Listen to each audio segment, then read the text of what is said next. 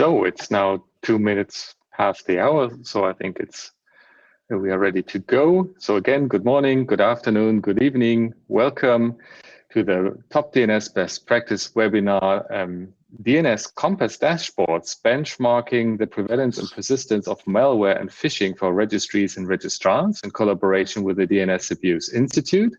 My name is Lars Steffen. I'm Director International at the ECO Association, and our speaker today is Rowena Schoo. She's Director of Programs and Policy at the DNS Abuse Institute. So welcome, Rowena.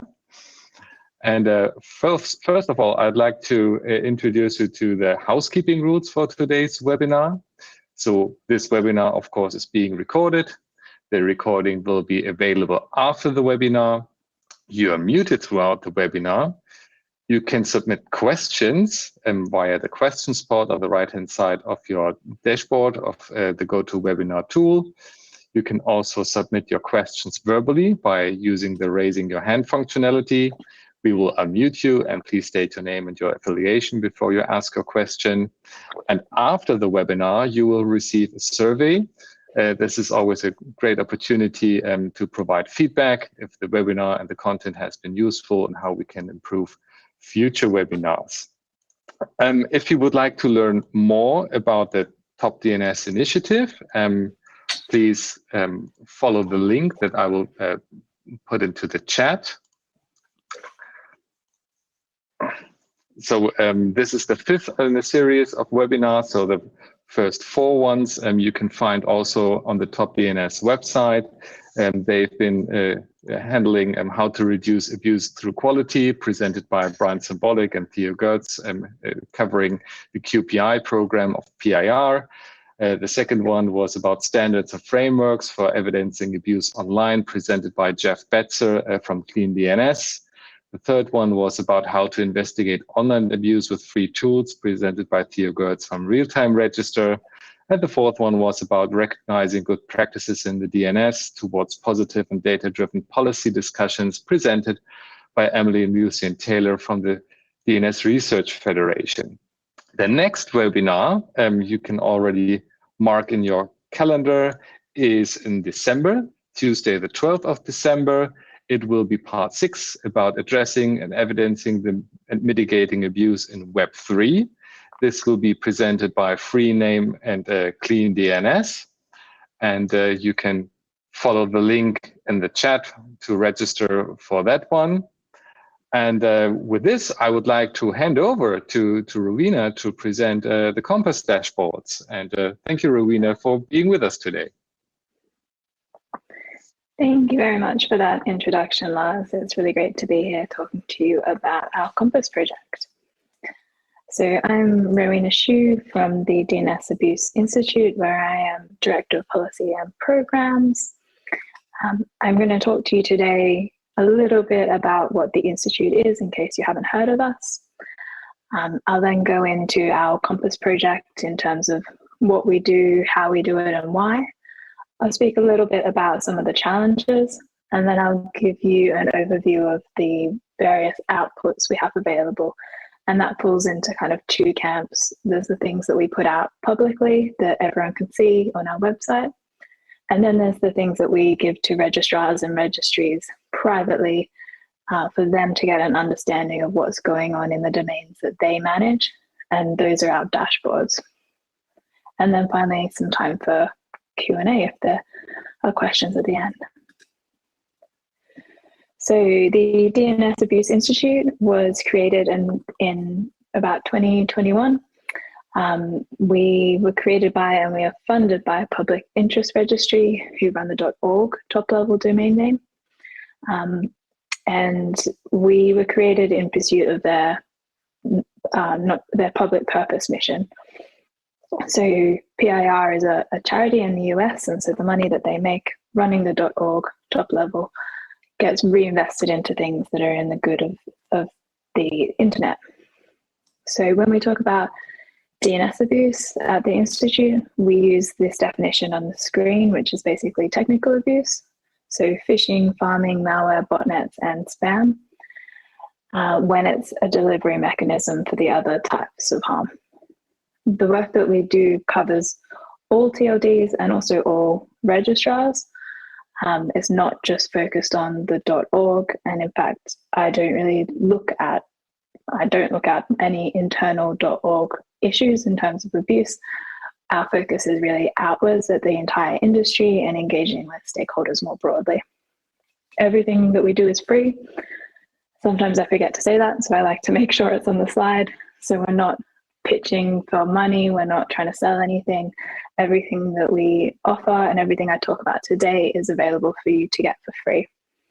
And we also have a multi-stakeholder advisory council that helps us with the strategic direction of the Institute. So one of our main projects is called Compass, and when we were setting up the Institute, we had this mission to reduce DNS abuse. And the challenge that we faced is that there wasn't really good, reliable, granular information about how much DNS abuse there was, where it was concentrated, whether or not it was being mitigated. We felt like we really needed that understanding to be able to inform the Institute's activities and our mission. But if we were going to do it for ourselves, then why not make that available to the wider community and use that to empower the DNS community? So we set about creating a project that would do just that.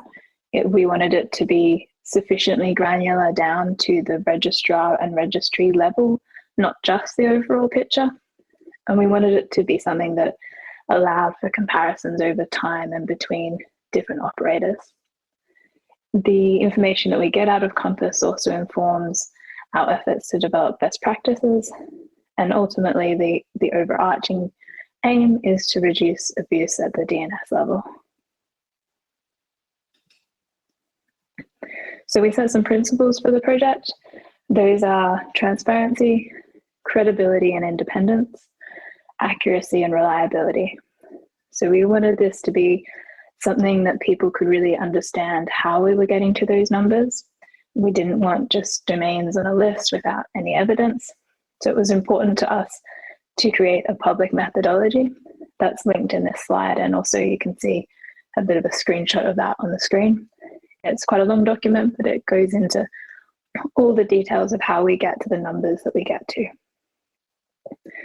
To make sure that we had a level of independence and also some academic rigor to the project, we contracted an external party, which is Core Labs, which is led by Maciej Kozinski out of the Grenoble University in France.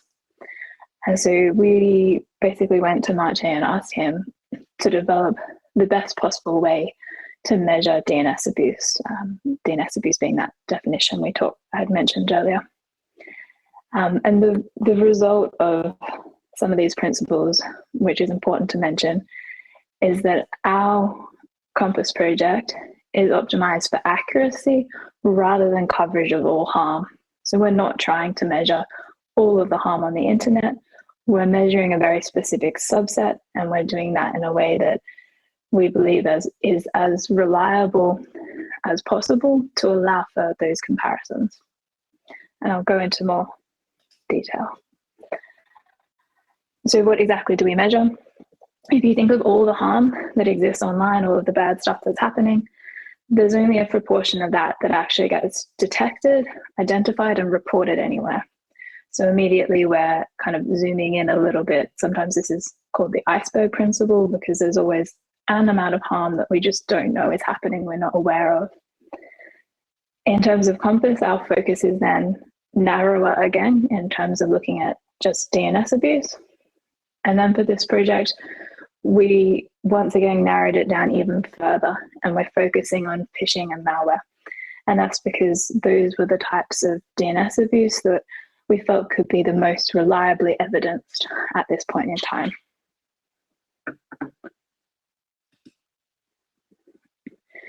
So in terms of our reports and the things we put out into the world, that means we're looking at an observation of phishing and malware across the ecosystem, whether or not mitigation has occurred, how quickly it's happened.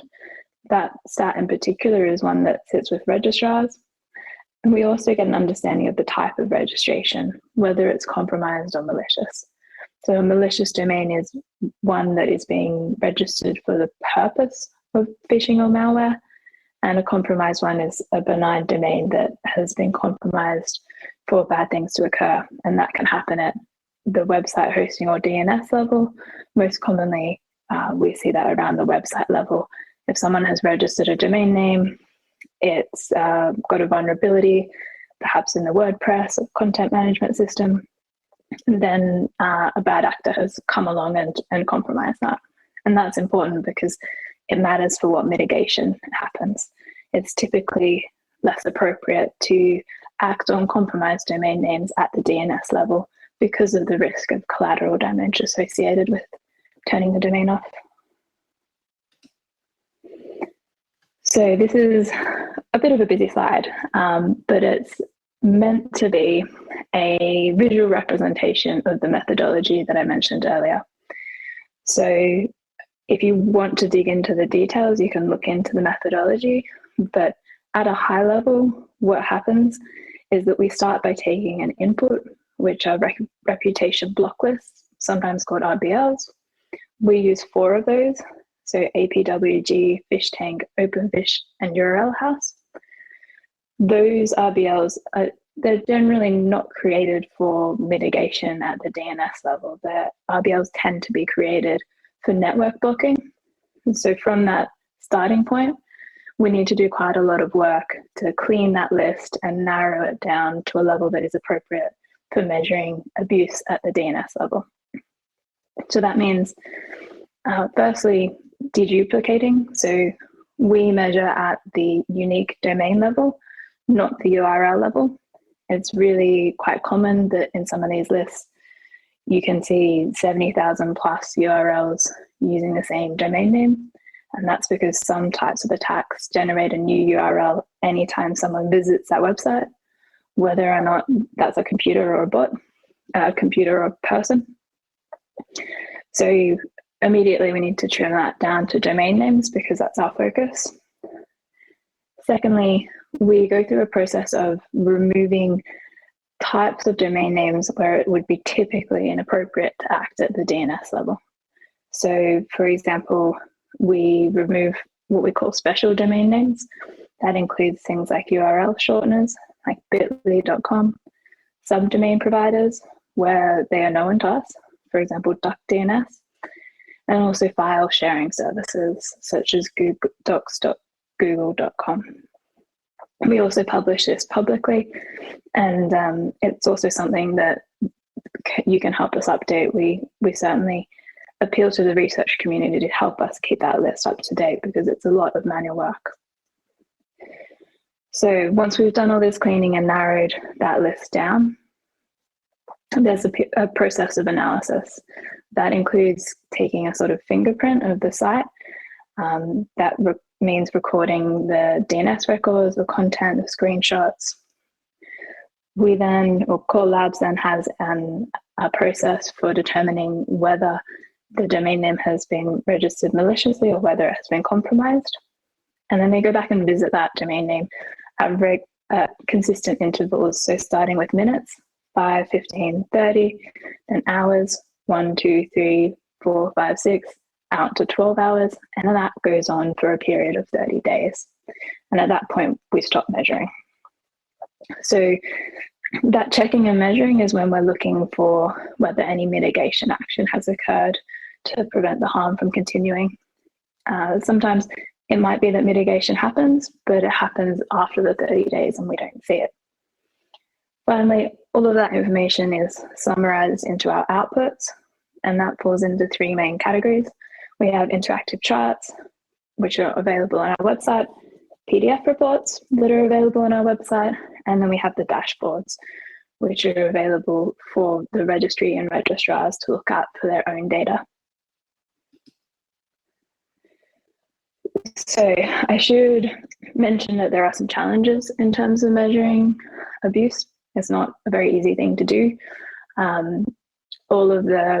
All efforts to measure abuse are going to be a best effort. The input isn't perfect. False positives exist. That's just a fact. We do our best to minimize them, but there are challenges there. There sometimes we see phishing simulations, and sometimes we see kind of gray areas where it's not quite enough evidence to say, yes, this is abuse, but there seems to be something going on. And I've written a blog on that recently, which I've included in the links for follow-up. In terms of presenting this data, it's never really a normal distribution, even if you're looking at domain names across the industry. Often the data is really skewed. So, for example, when we were looking at how to report at the registry and registrar level, sometimes we see a case of a registry that has 0 abuse, and then 1 month they'll have like several hundred phishing cases, all malicious, all mitigated. And that makes it a little bit challenging for us to think about how to present that data, because that big chunk, if it's a really small registry, can really quickly shoot that registry to the top of the list as being the highest amount of abuse per 100,000 domains under management, when actually it's really just that they've had one bad month, and one bad month doesn't make a bad registry or a bad registrar.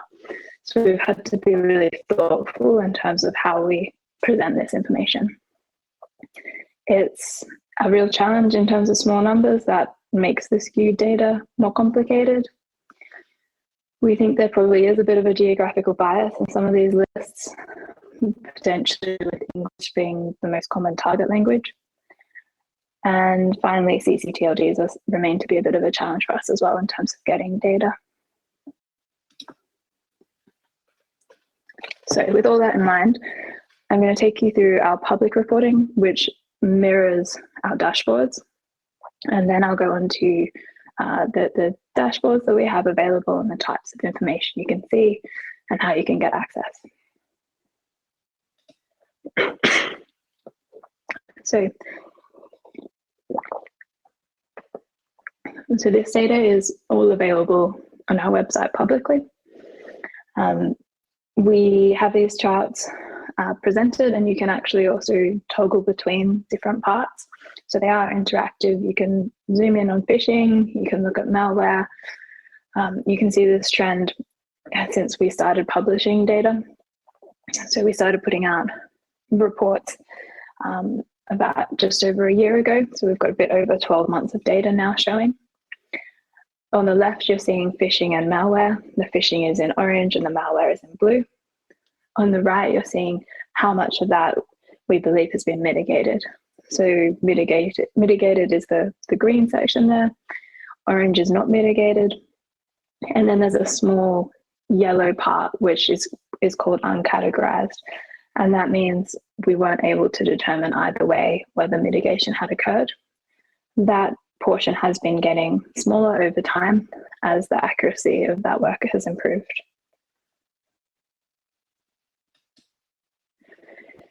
The other charts we have available are looking at, firstly, whether or not the domain has been maliciously registered or compromised. This is an example of the way that you can toggle the chart on our website. So the top chart is showing malware on the left, and the bottom chart is showing phishing.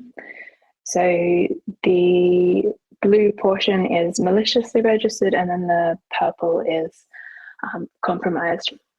And we do tend to see that that's different between phishing and malware. And so we see more compromised phishing, and we see more malicious phishing, and we see more compromise in malware. We think that's because phishing relies more heavily on deception in the actual domain name. So it's more important what the domain name is if you're trying to phish someone. On the right, we also have an understanding of the speed of mitigation. So the rest of our charts are showing a count of unique domain names, but this one is actually showing a count of registrars, and it's grouping them by their median mitigation time. So on the website, you can select a single month and get that breakdown at the bottom, and that's showing you chunks of time. The first chunk is less than 24 hours, and the next one is 24 to 48, out to 7 days, and then more than 7 days.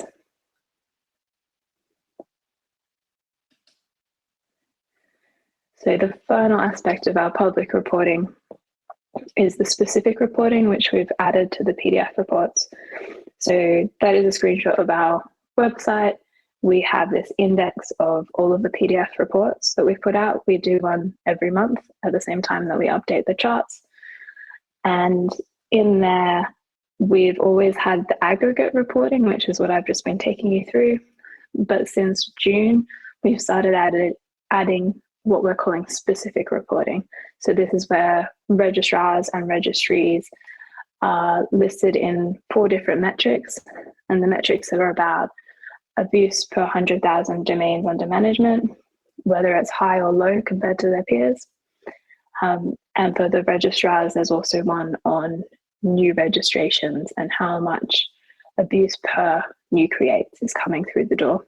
So the idea is that the abuse per 100,000 domains under management is giving you a sense of your existing stock, and per new creates is giving you a sense of what comes through the door. Our specific reporting is only focusing on malicious registrations, so we have excluded compromise from that. So just bear that in mind when you're reading it. We've also made a number of other exclusions which are explained in the report, but it's things like having a minimum amount of abuse per month to be able to get into the table. And the reason for that is to try to reduce the chance of a false positive skewing the situation.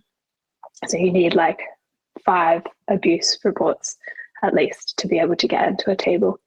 If you don't reach that threshold, you'll be listed in an appendix, and the appendixes are linked in the PDF report and published on our website as well.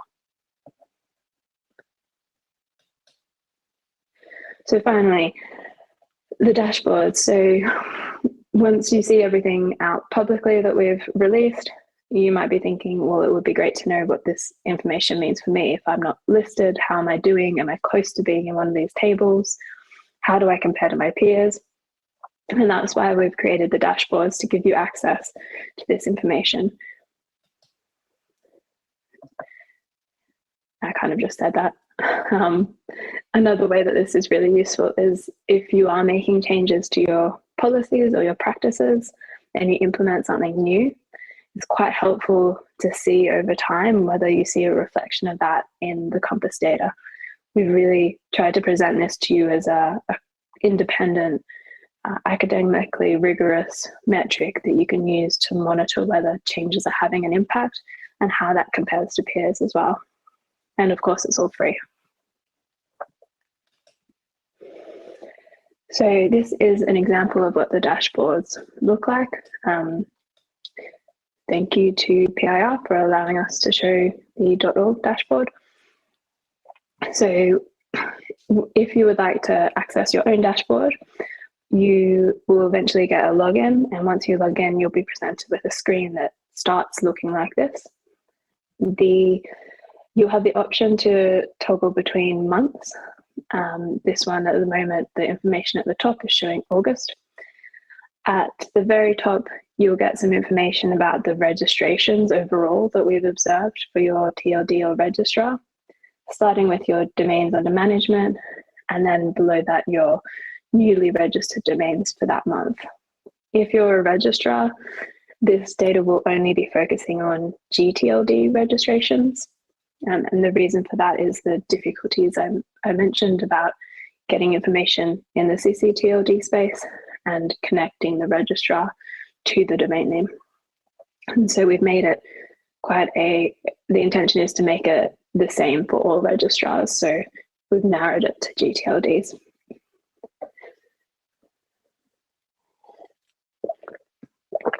So that's the high level data about what's going on in the zone. Below that is where we have observed abuse. So firstly, we'll tell you how many unique domain names have been observed as abusive this month. And so that's looking at phishing and malware. So in .org this month, that was 459. We'll then give you that same metric, but calculated in an observed abuse per 100,000 domains under management. So this is an attempt to normalize that for different sizes of registries and registrars. And then finally, we'll give you this as a percentage of new registrations to understand what's coming in the door. That figure there is looking at both compromised and malicious. But if you look at the chart down to the right of this screen, that's where we've isolated for just malicious. The thinking there is that compromised tends to not be necessarily visible as it comes through the door because it's a benign domain name. It's a normal legitimate registration, and then it becomes compromised later on down the line. So it's basically impossible to tell when it comes into your domains under management because it is in fact a legitimate registration. On the top right, these other figures were based on us thinking about the fact that sometimes we hear that registries and registrars just can't do anything about abuse. Abuse just happens. And we thought, well, if that's true, then you would expect the amount of abuse to be in line with the amount of domains under management for any given registrar or registry. And what we see is that that isn't typically the case. So what we have done with this figure is take the top one is looking at observed proportion of all registered domain names.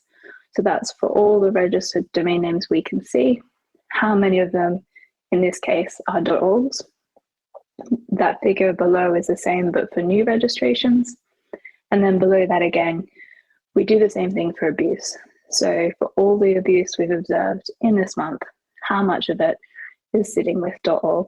So the idea is, if your proportion of all registered domain names, when you compare that with your proportion of abuse, if the abuse proportion is lower, then it looks like you're under-indexing on abuse compared to your size. If the proportion of abuse is higher, then the thinking is that you might be over-indexing on abuse compared to the domain names that you hold under management.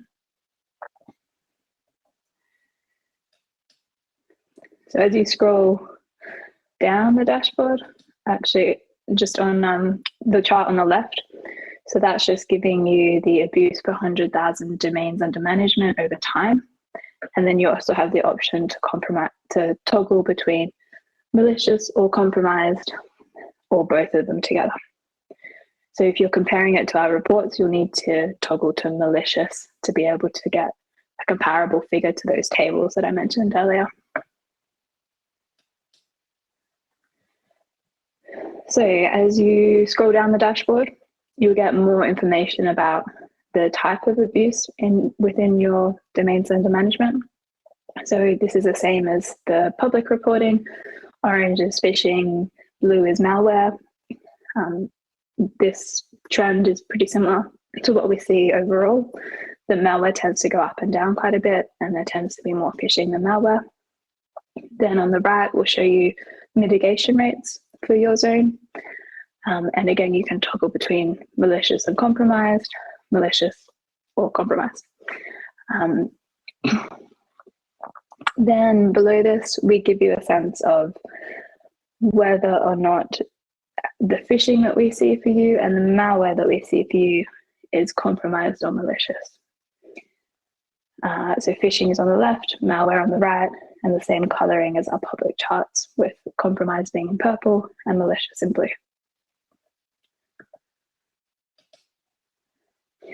Finally, there'll be a section below this which attempts to give you a peer comparison. So defining peer groups has been challenging, and at the moment we've chosen to do this just by the size of your domains under management. So when you log in, whether you're a registrar or a TLD, you'll be presented with a peer group that gives you 10 peers above and 10 peers below, just based on your domains under management. So in this case, they might be gTLDs or they might also be ccTLDs, but they're just based on similar sizes. This might change month to month, so you're not necessarily comparing against the exact same peer group. We have chosen to redact the other TLDs or registrars that are listed next to you. We've had a lot of interesting discussions with people about this, where people feel that actually there's quite a lot of value in being able to see who you compare to. So that's something that we might consider in the future. But for the moment, we wanted to give people the opportunity to be able to download this information and share it with people if they wanted to. So often registries and registrars get asked by external parties, governments, regulators, civil service about their abuse performance. And the fact that we have redacted these other than your own data means that you are now empowered to share that or to publish it if you want to. And then finally, we give you a sense of how you compare to peers in terms of the type of registration and also mitigation. So again, you can't see exactly who they are, but you can get a sense of how your breakdown compares to others of a similar size.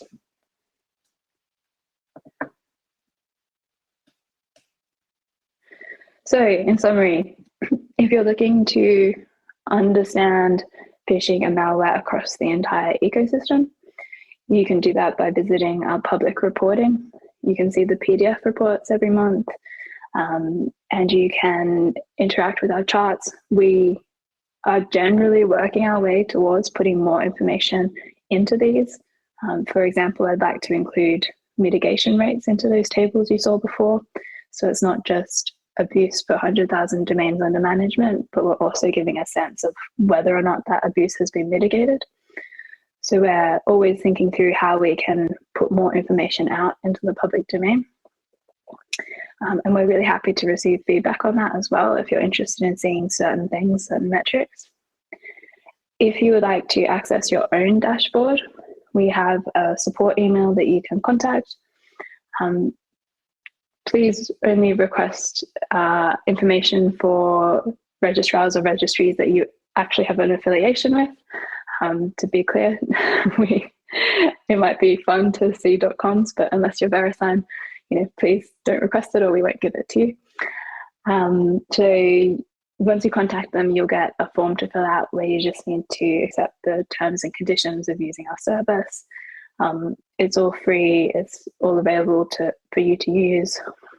Once you have filled that out, it'll just take us a few days to update the access on Tableau, and then you'll be asked to create a login through Tableau, and you'll be able to get on there and see that information anytime you like and use that to help guide your internal decision making as you're thinking about how you manage abuse. As always, we're really happy to receive feedback. This is version 1 of our dashboards that we've put out into the public domain. So we're looking at how do we improve this? How do we make it better? If you have ideas or things that you'd like to see, really happy to hear those. One of the things on my to-do list is to give better explanatory notes. So when you go in, you'll see more tooltips and information explaining what I've walked you through today. And that's it. We have a bit of time for questions, so I'm very happy to take those now. So thank you. First of all, thank you very much, Rowena, for providing the update on the Compass project of the DNS Abuse Institute. I have one first question in the questions part, but I'm not 100% sure if you're the right person to ask this question, but let's give it a try. So there's Igor from ISOC Armenia, and he's having the question: the Armenian Internet Registry receives weekly hundreds of phishing emails. We were sending them to phishing-report@uscert.gov. However, we never received any feedback and stopped sending. What will you advise us to do? So we have another project at the Institute called NetBeacon, which is all about reporting abuse. So NetBeacon, we created to address 2 problems. One is that it's really difficult to know where to report abuse to. It's quite complicated to do it at internet scale. You have to sort of figure out where to go to make those reports. And then 2, when you're receiving those reports as a registrar, they tend to be quite difficult. You get a lot of reports that aren't for you, they're duplicative. you don't necessarily have all the evidence that you need. Thanks for putting that in the chat, Lars. So we created NetBeacon as an intermediary to sort of sit in between reporters and registrars. So what we've tried to do with that is standardize the evidence that's required and also enrich that report as it goes through our system. So it doesn't guarantee that there will be action taken, but it gives you a really good guide as to what type of evidence you need to include to make your report most likely to be actioned. And it will address it to the registrar directly to be assessed.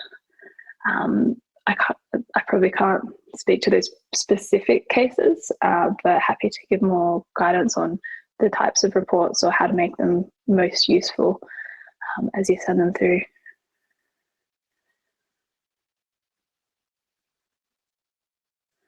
Okay, thank you very much. There's another question from Nathan in the chat. Is there a system or software that is made to work as a notification and tells the type of DNS abuse? I think that is partially covered by NetBeacon, a tool that tells you what type of abuse you have at hand. I think this is something that's not covered by NetBeacon, but it's. So you mean, is it phishing? Is it malware? What is going on? Yeah, so we do give some guidance on our website for NetBeacon as to what is like a description of each of those things in terms of phishing, malware, botnet, spam, which should be a really good starting point trying to get through that. I don't know if there's a specific software that will do that for you, perhaps. No, thank you very much. I think so, Nathan. If your question is not fully answered, please feel free to add a follow-up question to the questions pod or raise your hand. One question from my end: what have been the feedback and the reactions from the registries and registrars that you have talked to so far? Yeah, thanks, Lars. So I think overwhelmingly positive about being able to have access to this data. This is something that we consistently hear people say, like, I don't have this information for my own registry or registrar. I definitely don't have it to compare with peers. So people are really generally incredibly grateful to have some way of tracking how much abuse they have and whether what they're doing is working. I mean, if you're a responsible registry or registrar, you spend time and energy trying to keep your zone safe and secure. And so it's really nice to know whether you're on the right track or not. So the feedback that we've had is that has been really, really welcomed. We are seeing people think about how they can even use it to incorporate into understanding how well teams are performing internally. Some people are using it as a KPI. Some people, even if their dashboard doesn't necessarily say that they're doing great, they really have welcomed that, the ones that have spoken to me at least, because they say, I can take this internally and make the case for why we need more people working on abuse or why we need to change things. And they just haven't had that information available up until now. A lot of the information that is produced publicly isn't directed at the registry and registrar level. It's more aimed at network protection in terms of the block list. So having this in a way that helps you understand phishing and malware at the DNS level and whether mitigation is appropriate or not is really quite unique. Thank you. We have another question from Karen Rose from Inter-Isle. I have a question about how the project is defining mitigation. By mitigation, do you mean action or taking down the domain after it has been reported for phishing activity, or taking actions to prevent malicious registrations before they can be used? So it's afterwards. So it means once it's been identified, has action been taken to stop the harm? Has the harm stopped? challenge that we have with mitigation is that it's not attributed to any particular actor. So it's not necessarily clear that whether it's the registrar, the registry, the registrant that's taken action, or indeed the hosting provider, or it could be that the bad guy just got what he wanted and then turned the domain off. Thank you. We have another follow-up question from Igor from Armenia. What punishment measures can be taken against phishers?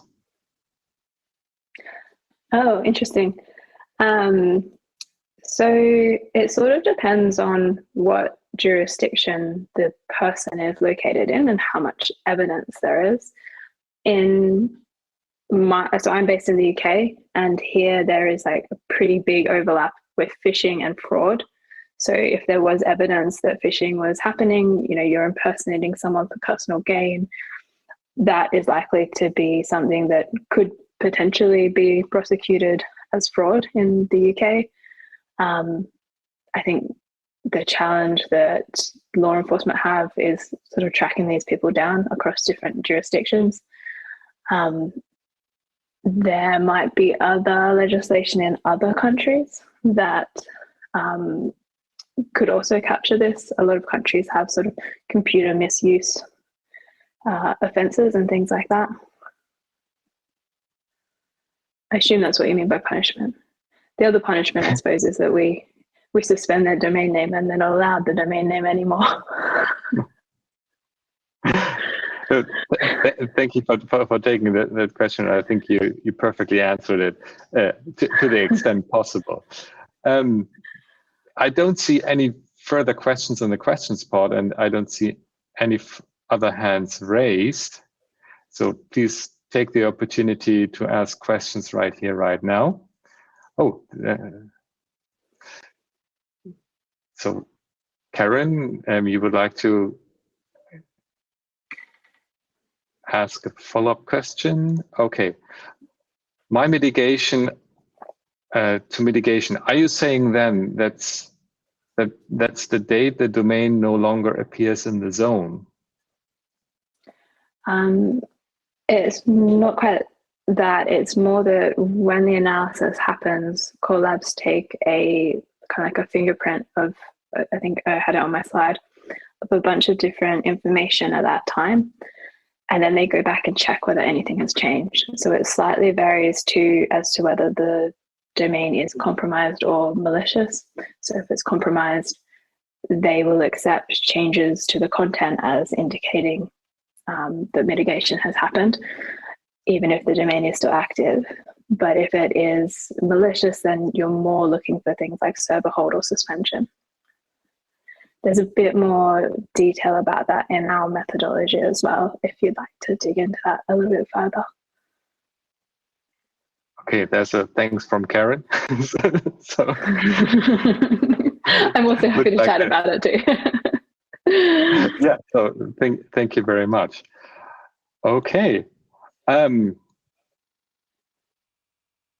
don't see any further questions or hands raised. So Rowena, thank you for providing the update.